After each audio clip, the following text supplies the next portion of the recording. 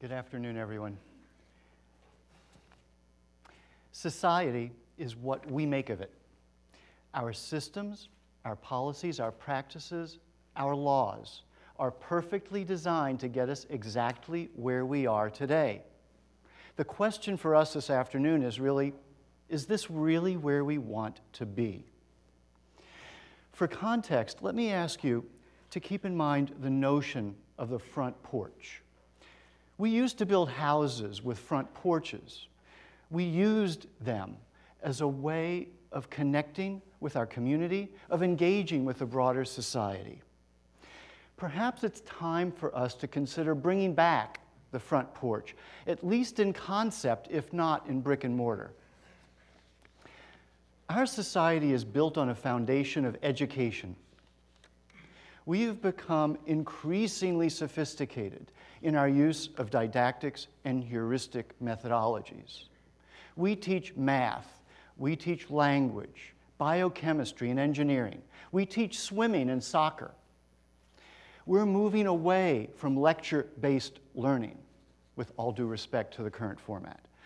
We are moving more towards problem-based and experiential learning. We are developing service learning and learning communities. We're leveraging technology in the service of our education. Models such as Khan Academy allow us to invert homework and the classroom, making much more effective use of very limited class time. We clearly don't expect our children to intuitively know this information, to instinctively understand these skills.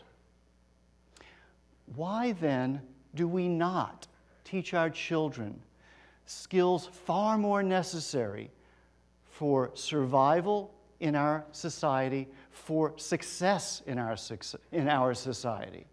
The skills of emotion regulation and effective relationships with other people. Please hold on to that thought, too.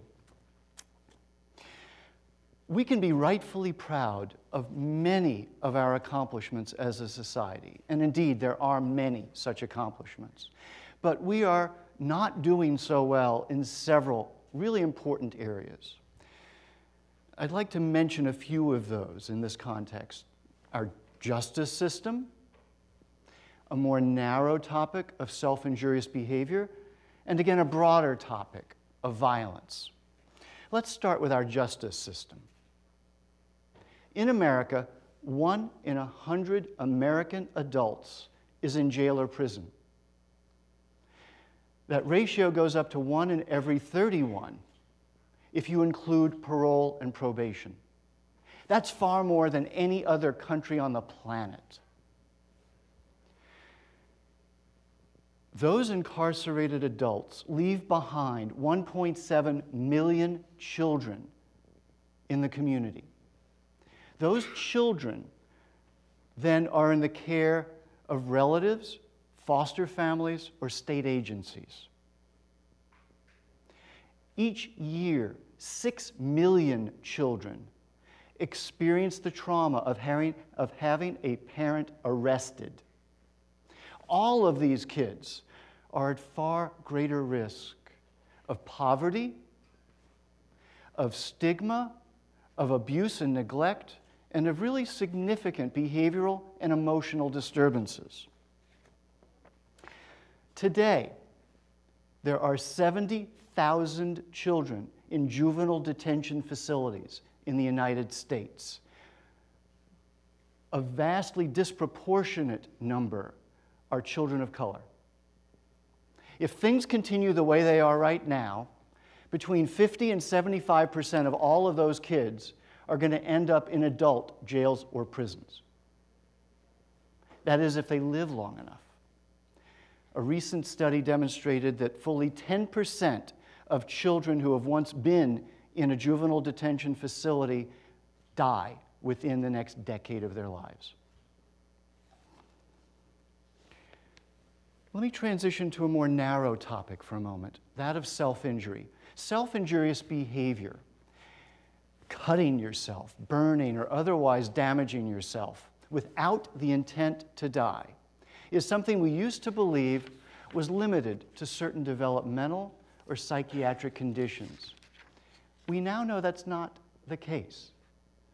Indeed, between 10 and 20% of all adolescents have conducted some self-injurious behaviors, some more than others. That leads me to violence in a far more broad context. In a survey conducted recently by the Centers for Disease Control and Prevention, fully half of the women interviewed and 2/3 of the men acknowledged that they had been physically assaulted at some point in their lives. The majority of those assaults had occurred when they were children, and many of the perpetrators were people who were supposed to be their caregivers. Last year, 2 million women and 3 million men in the United States were the victims of assault, many of those in the context of intimate partner violence.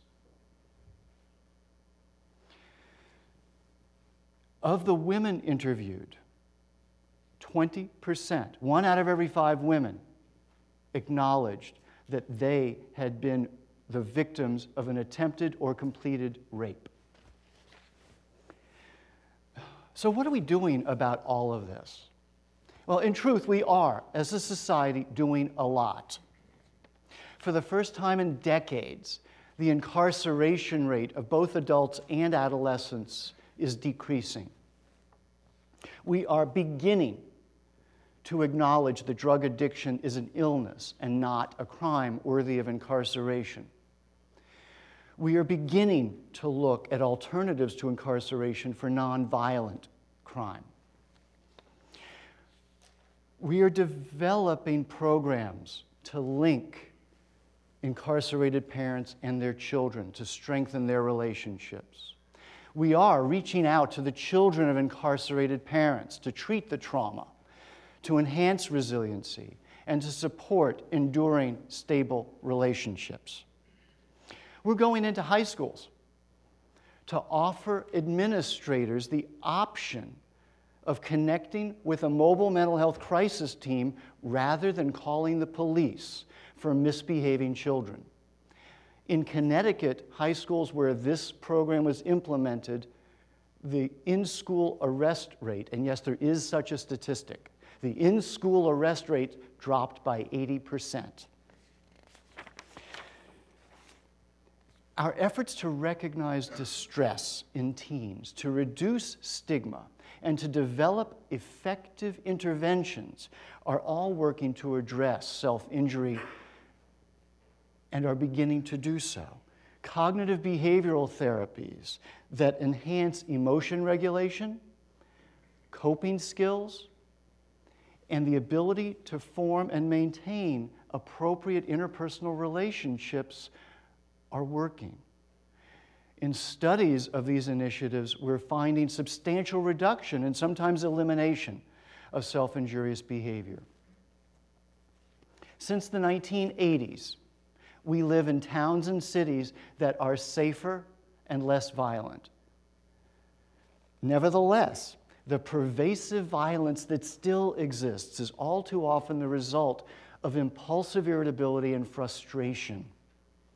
A range of interventions have been developed and only sporadically implemented to teach effective coping skills and to constructively channel the energy in a nonviolent way.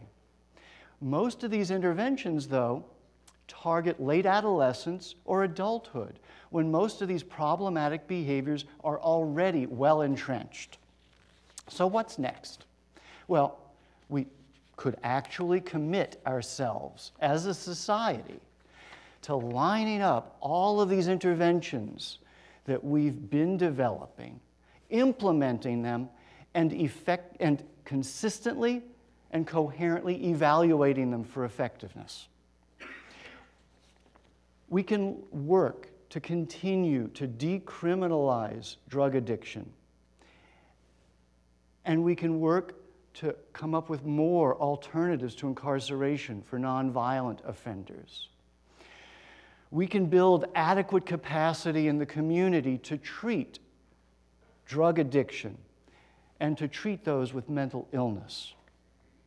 We can disseminate more broadly the programs we have found that empower people to change self-destructive and violent behaviors. And indeed, many of these current successful initiatives span boundaries between the family, the high school, and the community. But even so, is that really the best use of our energy? Is that the best we can do for our kids? I strongly believe we need to incorporate the tools for emotion regulation, for resiliency, and for effective, responsible interpersonal relationships, tools that we have developed, into the curricula of grade schools and middle schools. We need to build on an evolving platform of social emotional learning. We should be proactive in this transformative effort, rather than merely reactive, intervening only when our people fail. Do you remember the front porch metaphor? It used to be that a family might sit on their front porch, chatting, talking with friends and neighbors at the end of the work and school day. This came to an end pretty much as a result of innovations. Innovations such as the car, the suburb, the television, the air conditioner, all allowing fragmentation, both of the society and the family. In parallel, there's been a substantial erosion of the fabric of social controls, both formal and informal, that otherwise support people. There has been a subsequent transition of emphasis on the value and worth of the individual and a diminution of the place of the individual within the social context. I do believe we need to implement in a much broader fashion to help our kids and to help our society all of these different programs and initiatives that we found are successful. But at the same time, we must acknowledge that that will only get us so far. Given the evolving demands and complexity of our society, what may really be needed is a reconfigured and reconceptualized front porch. A front porch that becomes the fabric, a social fabric for our society that provides framework and context, support and engagement, a sense of meaning and self-worth. The Chicago area project that began 70 years ago with the work of Shaw and McKay, and the positive youth development initiatives of the past 20 years point us in that direction. A successful society is one where disparities are addressed and where each person is empowered with the knowledge for effective self-regulation and for successful, enduring interpersonal relationships. If we can but couple that with knowledge of the arts, the sciences and technology, we will be poised as a society to develop, implement, and sit upon a truly remarkable front porch. Thank you.